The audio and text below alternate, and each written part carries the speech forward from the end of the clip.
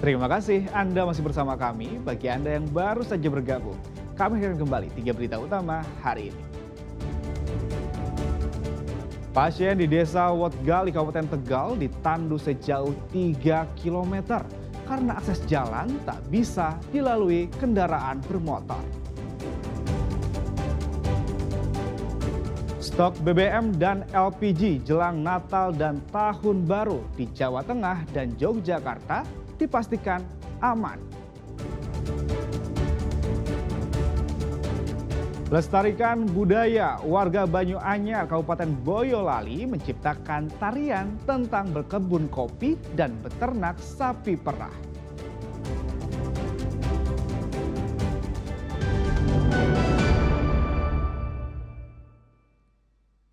Seorang pria mengamuk dan melukai orang tuanya di Kecamatan Wedi, Kabupaten Klaten. Diduga pria tersebut mengamuk karena depresi. Polisi akhirnya menangkap dan mengevakuasi pelaku ke rumah sakit untuk penanganan medis. Dengan membawa tongkat letter U, tim Dalmas dari Polres Klaten bersiaga di dalam rumah usai menerima laporan adanya seorang pria yang mengamuk di Desa Pandes, Kecamatan Wedi. Dengan hati-hati, polisi membujuk dan mengevakuasi Widayanto keluar dari dalam kamar. Penanganan dengan tenang ini dilakukan karena ada sejumlah senjata tajam dan anggota keluarga lain yang berada di dalam rumah. Pelaporan ini diawali dari orang tua pelaku yang melaporkan jika anaknya mengamuk dan membakar kain. Namun saat dinasihati, Widayanto justru melukai orang tuanya dengan senjata tajam. Usai diamankan, pelaku dibawa ke Rumah Sakit Jiwa Sujaryadi, Klaten untuk mendapat penanganan medis. Berdasarkan keterangan keluarga, Widayanto diketahui memiliki riwayat gangguan jiwa. Bahkan, dia juga dilaporkan sempat menganiaya kakaknya beberapa waktu lalu. Untuk saudara W, kita bawa ke rumah sakit RSJ Wedi. Terus itu pengakuan dari orang tua, kronologi awal itu seperti apa Pak? Bisa depresi, kambuh gitu? Katanya dulu sudah pernah masuk di RSJ Wedi, tapi sudah sembuh, pernah sempat kerja di Jakarta. Setelah pulang kabur lagi, itu. Terus tadi pagi ada yang luka nggak Pak? Yang luka ibunya. Tadi pagi ibunya tertusuk gunting di tangan kirinya. Saat ini ibunya tadi sudah dibawa ke rumah sakit Puskesmas Wedi, sudah dijahit satu jahitan, dan sudah kembali. Senjata tajam berupa pisau hingga panah dan busur diamankan oleh petugas untuk meminimalisir resiko. Krisna Agung melaporkan dari Kabupaten Klaten.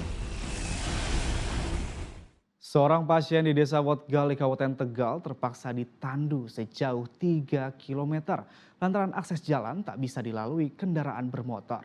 Kondisi itu terjadi bertahun-tahun tetapi tak pernah tersentuh perbaikan.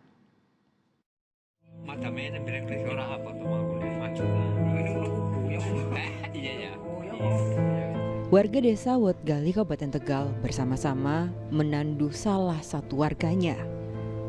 Hal ini terpaksa dilakukan karena tak ada kendaraan yang bisa melalui jalan rusak dan berlumpur. Dengan bergantian, warga menandu pasien sejauh 3 km melalui jalan bebatuan, berlumpur, hutan, dan menyeberangi 2 sungai. Perjalanan dari Pendukuhan Karangsari menuju Desa Gongseng ini harus dilalui karena hanya di sanalah ada rumah sakit terdekat, yakni Rumah Sakit Suradadi, Tegal.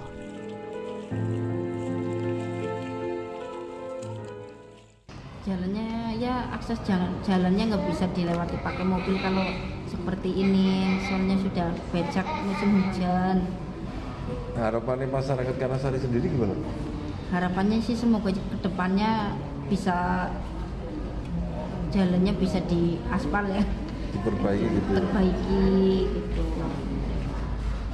Udah lama kayak gitu ya Bu? Udah sangat lama banget dari saya kecil sampai sekarang. Belum pernah ada perbaikan? Belum ada.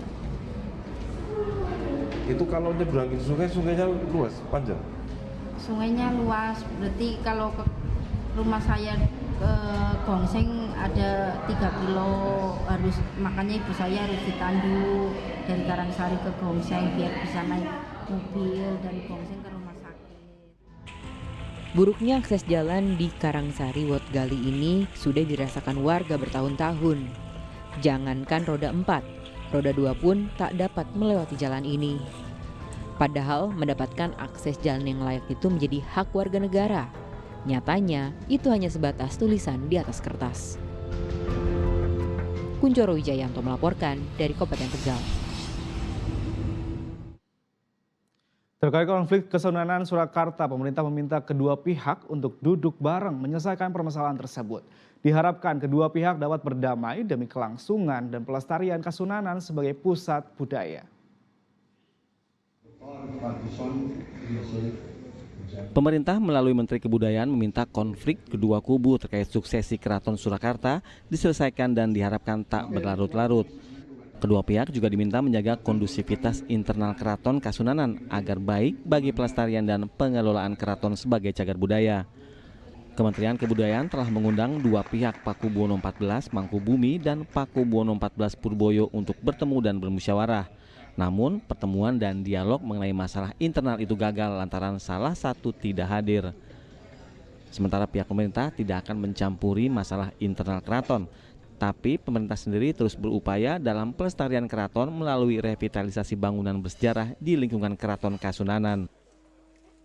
Kita memberikan sesuai dengan dulu SK Mendagri ya kepada Maha Menteri Panembahan Agung Tejo Wulan waktu itu untuk memfasilitasi rembuk keluarga, dan kami juga kemarin setelah 40 hari sudah mengundang semua pihak. Tapi sayangnya memang tidak semua hadir. Ya, tentu ini menjadi catatan juga bagi kami. Kehadiran itu adalah penghormatan juga kepada kehadiran pemerintah, gitu ya.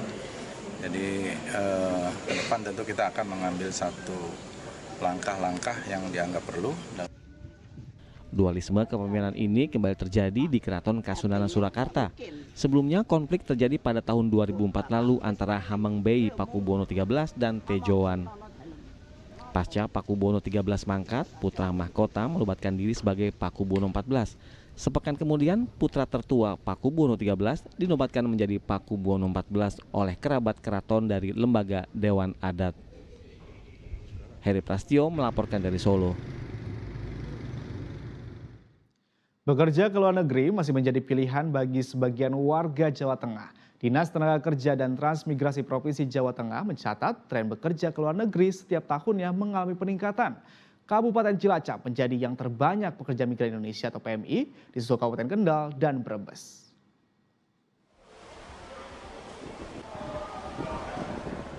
Mencari nafkah ke luar negeri masih menjadi tren bagi warga Jawa Tengah. Setiap tahunnya jumlah pekerja migran Indonesia atau PMI terus meningkat. Pada tahun 2023 ada 64.500 lebih PMI asal Jawa Tengah. Di tahun 2024 meningkat menjadi 66.600 orang. Dan di tahun 2025 bulan November ini tercatat ada 57.924 orang yang sudah bekerja ke luar negeri. Kabupaten Cilacap menjadi penyumbang PMI terbanyak, yakni dengan angka 11.822 orang, disusul Kendal dan Kabupaten Brebes. Sementara untuk negara tujuan, yakni Taiwan, Hong Kong, Jepang, Singapura, dan Malaysia. Dinas Tenaga Kerja dan Transmigrasi Provinsi Jawa Tengah mengimbau bagi para calon PMI berangkat sesuai aturan atau secara legal, agar saat bekerja di luar negeri merasa aman dan nyaman. Ya, Jawa Tengah itu nomor 3 setelah Jawa Barat, Jawa Timur. Penempatannya tadi saya sampaikan tahun 2024 itu 66.000, tahun 2025 ini sampai dengan 30 November itu ada 57.000. Negara penempatannya itu didominasi di Hong Kong, Taiwan, Korea Selatan, dan beberapa negara yang lainnya. Sekarang berkembang juga ke Jepang dan lain sebagainya. Nah, untuk kabupaten kotanya itu 3 besarnya adalah Cilacap, Brebes, Kendal. Ekonomi hingga gaji yang lebih tinggi dari Indonesia menjadi faktor warga Jawa Tengah memilih bekerja ke luar negeri. Namun perlu diingat, bekerja di luar negeri memiliki tantangan dan resiko, seperti adaptasi budaya dan lingkungan yang tentunya berbeda. Ali Mustakfirin melaporkan dari Kota Semarang.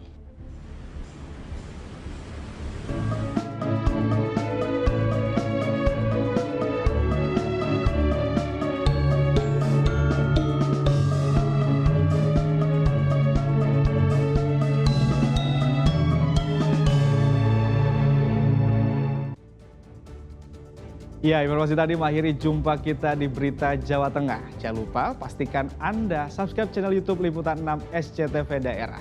Bersama rekan yang bertugas, saya Agi Kurnia Sandi. Mengucapkan terima kasih atas kebersamaan Anda. Selamat beraktivitas dan sampai jumpa.